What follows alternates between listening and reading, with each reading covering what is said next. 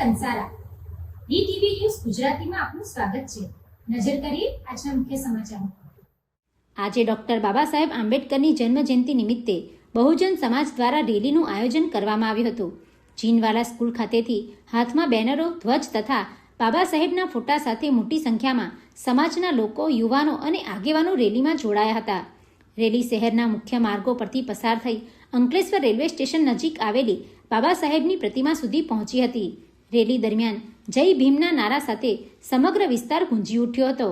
ત્યારબાદ ઉપસ્થિત મહાનુભાવો તથા સમાજના આગેવાનોએ બાબા સાહેબની પ્રતિમાને પુષ્પાંજલિ અર્પણ કરી તેમની વિચારધારા અને બંધારણ પ્રત્યેની સેવાઓને યાદ કરી શ્રદ્ધાંજલિ અર્પણ કરી હતી.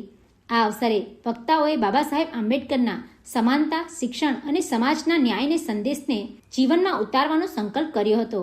કાર્યક્રમમાં મહિલાઓ, યુવાનો તથા સમાજના અગ્રણીઓ મોટી સંખ્યામાં હાજર રહ્યા હતા. Pintu Modi, DTV news, Ankleshwar.